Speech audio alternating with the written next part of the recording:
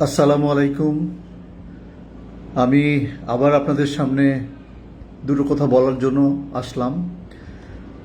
তো আপনারা সবাই জানেন যে আমাদের বাংলাদেশ সরকারের তদানীন্তন সরকার স্বৈর সরকার, এবং এই স্বৈর সরকারের শাসনামলে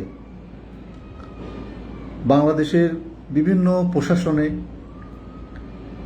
আপনার বিভিন্ন জায়গায় যে সমস্ত নিয়োগগুলো হয়েছে সেগুলা অত্যন্ত অনিয়মের মাধ্যমে হয়েছে, এবং এই নিয়োগগুলো আসলে দলীয়তান্ত্রিক এবং তাদের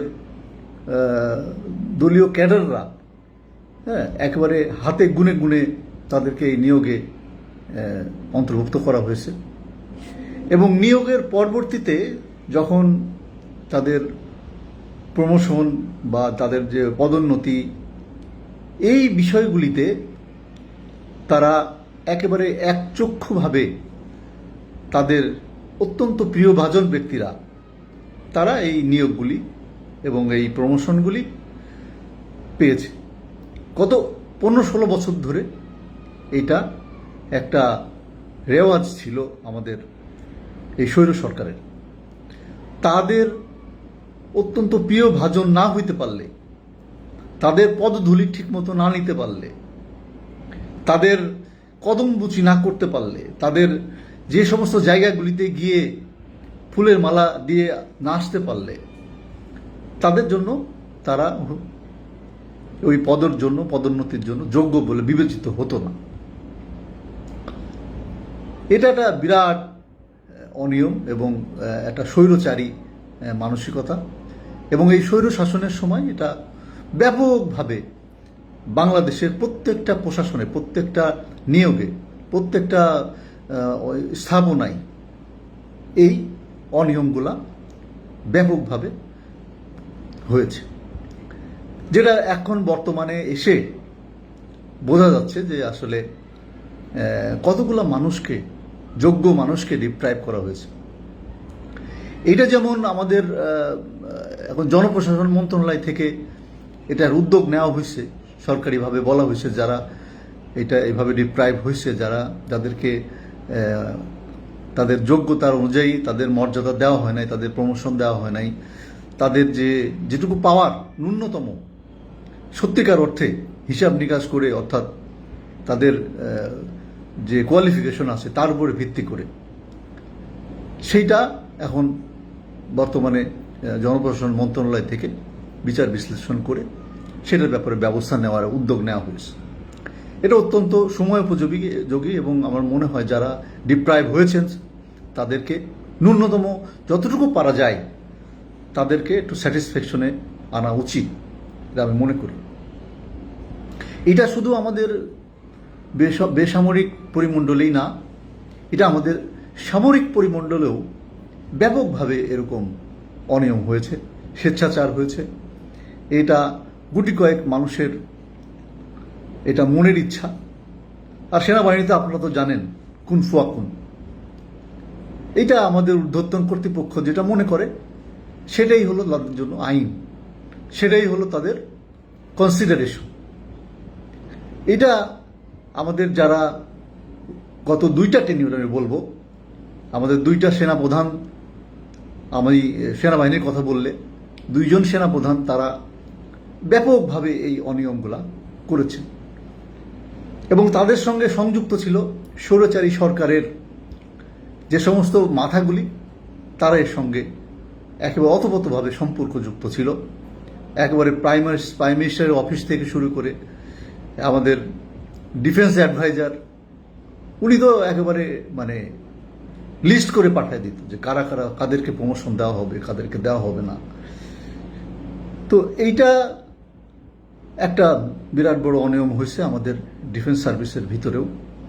এটা সব আর্মসেই, সবগুলা বাহিনীতেই হয়েছে, নৌবাহিনী, সেনাবাহিনী, বিমান বাহিনী, সব ক্ষেত্রেই এই অনিয়মগুলা হয়েছে। এমনও জানি যে যে কিনা প্রকৃতপক্ষে কোয়ালিফাইড, তাকে প্রমোশন দেওয়া হয় নাই, অথচ এমন একজনকে প্রমোশন দেওয়া হয়েছে যার কিনা তার কোয়ালিফিকেশন তার ধারে কাছেও না।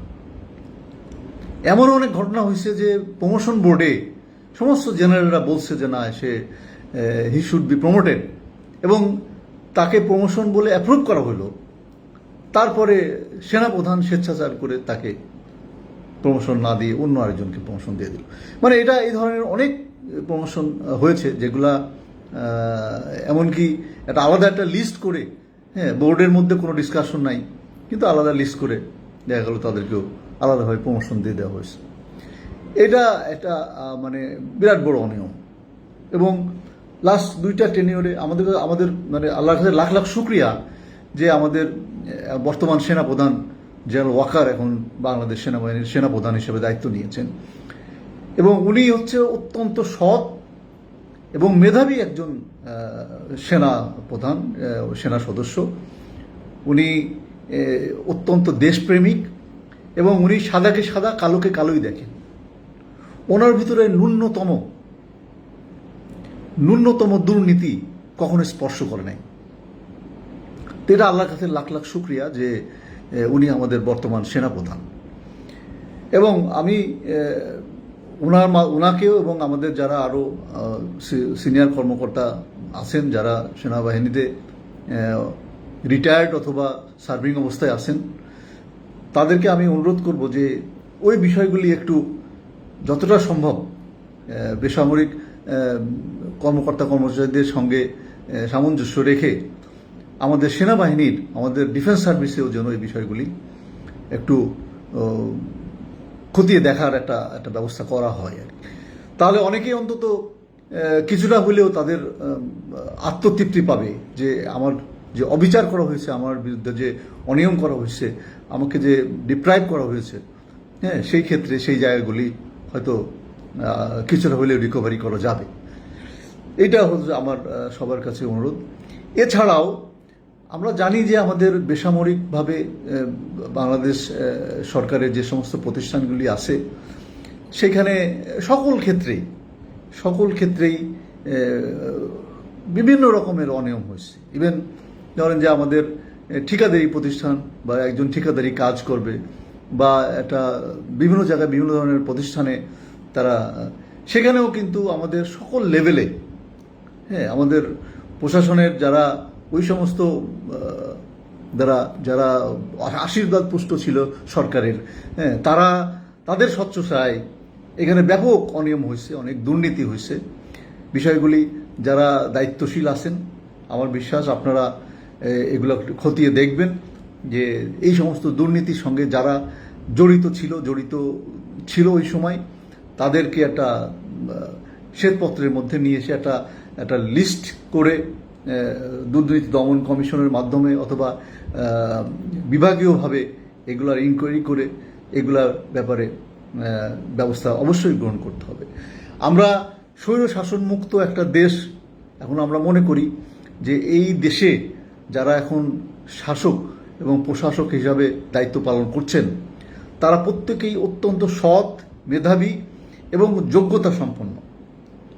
তারা হয়তো সংখ্যায় কম, তাদের কাজের পরিধি অনেক বেশি, হ্যাঁ, তারপরেও আমি বলবো যদি সম্ভব হয় তাহলে আপনাদের এই সংখ্যা, এই উপদেষ্টা মণ্ডলীর সংখ্যা আরও বৃদ্ধি করে, যাতে সবাই তাদের যোগ্যতর জায়গায় থেকে এবং অত্যন্ত নিষ্ঠার সঙ্গে তাদের দায়িত্ব পালন করে, তাহলে কিন্তু আমাদের এই যে অনেক আগাছা জন্মেছে, আমাদের যে অনেক ময়লা আবর্জনা জমে আছে, এটাকে একটু দ্রুত এটাকে পরিষ্কার করা সম্ভব হবে।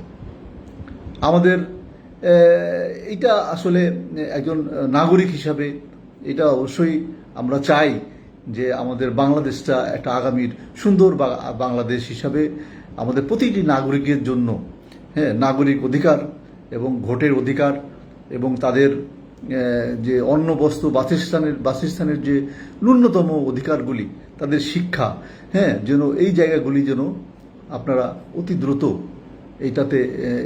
এটা দেখে অতি দ্রুত যেন এটা বাস্তবায়ন করা যায়। আমাদের শিক্ষা ব্যবস্থার একটা ব্যাপক একটা মানে এখানে অনিয়ম হয়েছে, যে এখানে কি যে তাদের সিলেবাস, আমাদের বাচ্চাদেরকে দেখছি তারা অসহায়ের মতো, কি পড়বো জানে না। হ্যাঁ, স্কুলে যে টিচাররা অসহায়। হ্যাঁ, এটা কিভাবে যে একটা শিক্ষা ব্যবস্থাকে ধ্বংসের শেষ প্রান্তে নিয়ে আসছে। হ্যাঁ, আমরা আমরা খুব অবাক হয়ে যাই। বাট আমরা দুর্ভাগ্য যে আমরা জাতি হিসেবে দুর্ভাগ্য যে এটা আমরা চিৎকার করলেও কারো কান পর্যন্ত গিয়ে এটা পৌঁছাতে পারে নাই। আমাদের দেশের সংস্কৃতি নিয়ন্ত্রিত হয়েছে আমাদের পার্শ্ববর্তী রাষ্ট্রের তাদের ইচ্ছা অনিচ্ছার উপরে।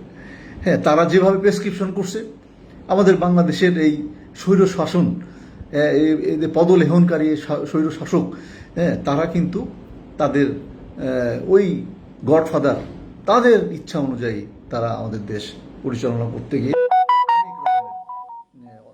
দুর্নীতির শিকার হয়েছে। তো এই জায়গাগুলি এখন পরিষ্কার হয়েছে। আগাছা মুক্ত করে আমরা একটা সুন্দর আগামী তৈরি হবে আমাদের বাংলাদেশে, এবং আমরা একটা সুন্দর দেশের বাংলাদেশের নাগরিক হিসাবে যাতে আমরা গর্বের সঙ্গে আমরা চলাচল করতে পারি দেশে বিদেশে। তো সেরকম একটা সুন্দর একটা দেশের আমরা সবাই আশা করি।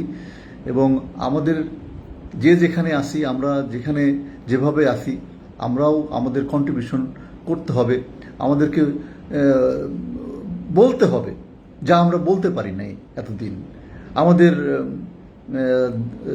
সঠিক যে কোনটা ভালো, কোনটা মন্দ, কোনটা অন্যায়, কোনটা ন্যায়, সেই বিষয়গুলি আমাদেরকে অবশ্যই বলতে হবে। যেভাবে পারি, যে কোনো মিডিয়ার মাধ্যমে হোক, যে কোনো ব্যক্তির মাধ্যমে হোক, যে কোনো প্রতিষ্ঠানের মাধ্যমে হোক, আমাদের অবশ্যই এই জিনিসগুলো বলতে হবে।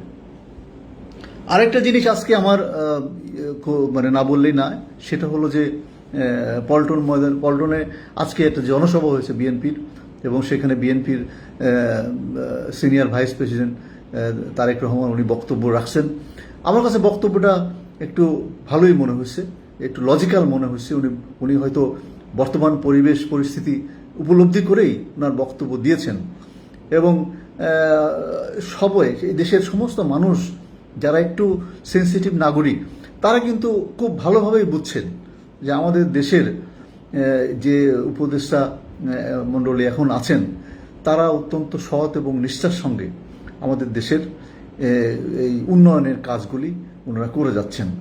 আমাদের যে কমিশনগুলো হয়েছে, সেই কমিশনগুলোও কিন্তু খুব নিষ্ঠার সঙ্গে এবং তাদের এক্সপেরিয়েন্স দিয়ে, তাদের বুদ্ধিমত্তা দিয়ে, তাদের দেশপ্রেম দিয়ে তারা কিন্তু তাদের দায়িত্বগুলা পালন করে যাচ্ছেন। এবং আমার দৃঢ় বিশ্বাস যে ওনারা ওনাদের সঠিক দায়িত্বটাই ওনারা পালন করবেন। এখানে ওনাদের স্বার্থপরতার কিছু নাই, ওনাদের পকেট ভরার মতো তেমন মানসিকতা আমরা লক্ষ্য করি নাই। ওনারা শুধু দেশপ্রেমিক হিসাবে এই দেশের প্রতিটি নাগরিক যাতে ভালো থাকে এবং উন্নত মানের একটা দেশ আমাদের বাংলাদেশ হিসাবে সারা বিশ্বের বুকে, মানে বাংলাদেশ হিসাবে যাতে একটা সুষ্ঠু সুন্দর রাষ্ট্র হিসেবে পরিগণিত হয়, সেই জন্য কিন্তু ওনারা চেষ্টা করে যাচ্ছেন। এবং আমরা ওনাদেরকে অবশ্যই সাফিসিয়েন্ট সময় আমরা অবশ্যই আমাদেরকে দিতে হবে, যে সময়ে ওনারা একটা সুন্দর একটা পরিবেশ, যেখানে মানুষ তাদের ভোটাধিকার দিতে পারে নিশ্চিন্তে, যাকে ইচ্ছা তাকে খুশি ভোট দিতে পারেন। এবং ভোট কেন্দ্রের যে দুর্বৃত্তায়ন হয়েছে, সেই দুর্বৃত্তায়ন যেন ভোট কেন্দ্রে আর কখনো না হয়, এবং মানুষ যেন তাদের গণতান্ত্রিক অধিকারের চর্চা করতে পারে। হ্যাঁ, সেই জন্য এটা আমাদের অবশ্যই তাদেরকে সময় দিতে হবে, যাতে দেশটাকে ওই পর্যায়ে নিয়ে যায়।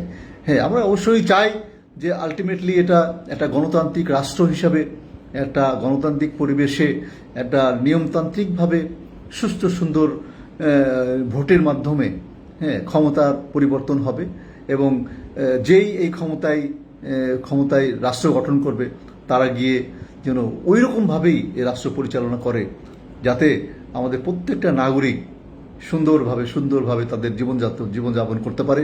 তারা যেন কোনো রকম ফ্রাস্ট্রেশনের ভিতরে না থাকে, তারা যেন কোনো রকমভাবে মানে আগের স্বৈরাচার সরকারের সময় যে রকম কষ্টের মধ্যে ছিল, হুট করে ধরে নিয়ে গিয়ে দুটা কথা বললাম, কথাটা আমার ভালো লাগলো না, ধরে নিয়ে গিয়ে আয়না ঘরে ঢুকিয়ে দিলাম, এরকম যেন মানসিকতার কোনো সরকার আমাদের এই দেশে আর না আসে। আমরা সবাই চাই আমাদের দেশপ্রেমিক নাগরিকরাই দেশের